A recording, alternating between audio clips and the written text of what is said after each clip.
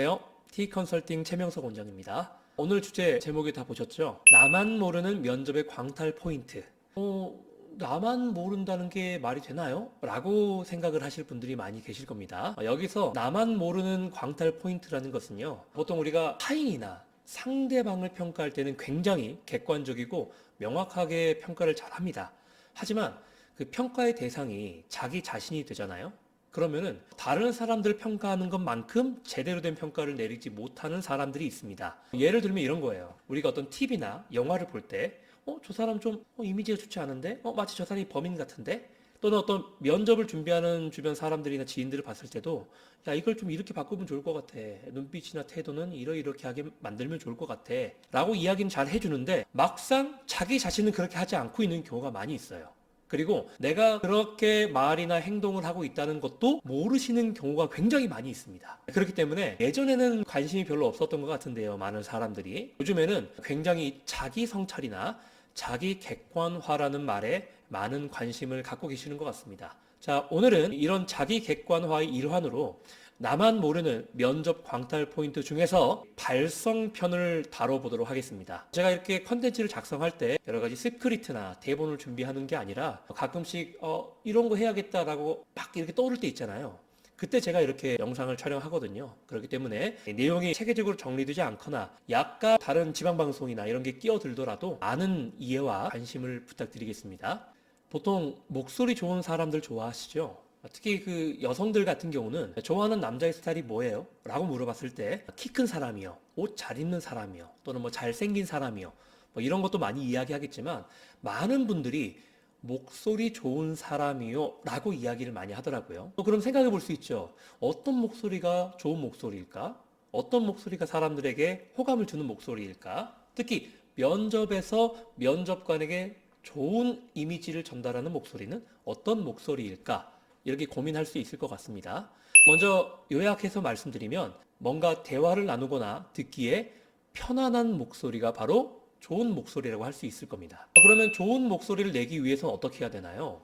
우리가 유튜브나 다양한 영상들을 살펴보다 보면 좋은 소리를 낼 수 있는 발성법이나 어떤 호흡법, 이런 다양한 영상들이 올라와 있습니다. 그런 영상들을 올려주시는 모든 분들이 자신의 어떤 노하우와 그리고 수많은 과정의 검증을 통해서 올려주시는 거기 때문에 다들 도움이 되는 거고, 직간접적으로 여러분들이 연습하는데도 많은 도움이 되실 겁니다.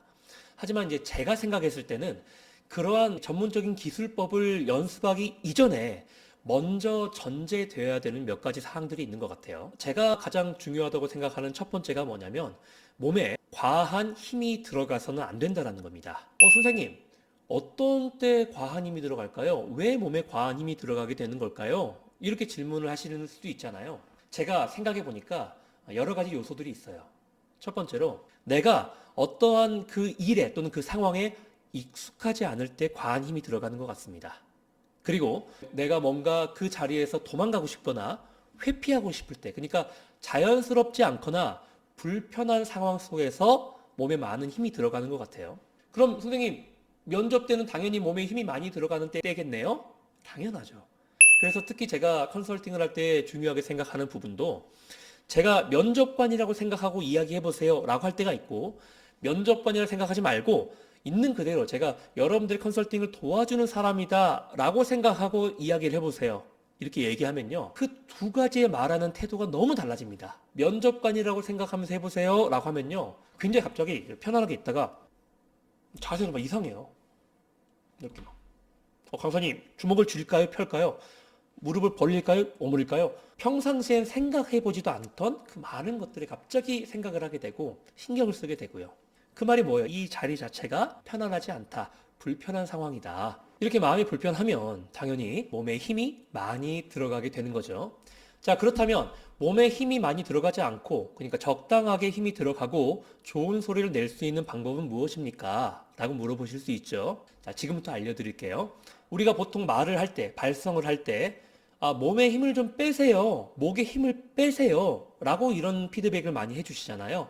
이거는 반은 맞지만 반은 틀린 이야기입니다. 여기서 말하는 몸에 힘을 빼주세요 라고 하는 것은요, 말을 하는데 필요하지 않는 불필요한 곳에 들어가 있는 힘을 빼주세요 라는 이야기거든요. 그렇다면 불필요한 곳에 있는 힘을 뺐어요. 그러면 당연히 말을 할 때 필요한 곳엔 당연히 그만큼의 힘이 들어가야 되겠죠. 우리가 보통 말을 할 때 가장 필요한 근육이 뭐냐? 바로 배심 아니냐? 이렇게 이야기를 하지만요. 맞는 말입니다. 하지만 이 배심 자체는 그렇게 어렵지 않게 활용을 할 수가 있어요. 힘만 주면 되니까. 그리고 매일 아침에 화장실에 들어가서 힘 주잖아요. 그러니까 사실 어렵지 않습니다. 실제로 말을 할 때 힘을 쓰기 어려운 부분은 뭐냐면요. 바로 이 얼굴 근육입니다. 성악가들 보시면요. 이렇게 눈을 작게 뜨거나 또는 입을 작게 벌리거나 이렇게 움츠려가지고 노래하시는 분들 본 적 있나요? 없죠. 성악하시는 분들은 눈을 크게 뜨고요. 눈썹을 크게 치켜 올리고 또 입꼬리도 올려주고요. 텐션도 띄우세요. 이 세 가지가 정말 중요한 겁니다. 보세요. 10월의 어느 멋진 날에라는 노래가 있잖아요. 그냥 평상시에 무표정으로 힘을 딱 빼고 배에만 힘을 주고 노래를 부르면요. 10월의 어느 멋진 날에 이렇게밖에 나오지 않아요. 근데 눈을 크게 뜨고 입꼬리도 올려주고 텐션을 올려주면 일반적으로 우리가 말을 할 때 혓바닥으로 입천장을 쑥 훑어보면 갑자기 움푹 들어가는 곳이 있거든요. 보통 이런 곳을 울림통이라고 이야기를 해요. 그러니까 우리가 눈을 크게 뜨고 입꼬리를 올리고 텐션을 한 20%만 올려주면 이 울림통이 확장이 된단 말이에요. 그렇기 때문에 똑같은 소리라도 좀 더 긍정적이고 또는 밝은 소리가 나는 거예요. 다시 한번 해볼게요. 얼굴에 힘을 전혀 주지 않고 배심만 주고 10월의 어느 멋진 날에 근데 눈을 크게 뜨고 입꼬리를 올리고 텐션을 올려주면 10월의 어느 멋진 날에 대충 이야기해도 대충 노래만 불러도 그 노래의 분위기가 전혀 달라지지 않습니까? 이런 느낌 그대로 말을 할 때도 똑같은 겁니다. 자 보세요. 눈이랑 입꼬리 텐션 전혀 신경 쓰지 않고 배에만 힘을 주고 평상시에 좋지 않은 발성을 하시는 분들은 배에도 힘 안 주겠죠. 그냥 이게 푹 쳐줘. 안녕하십니까 재명석입니다. 이런 식으로 나오겠죠. 그래도 우리가 이 비교를 통해서 배에만 힘을 주면 안녕하십니까 재명석입니다. 이래도 훨씬 낫긴 해요. 아예 힘을 주지 않는 것보다. 하지만 눈썹 치켜 올리고 입꼬리 올리고 텐션 20% 올리면 안녕하십니까 재명석입니다.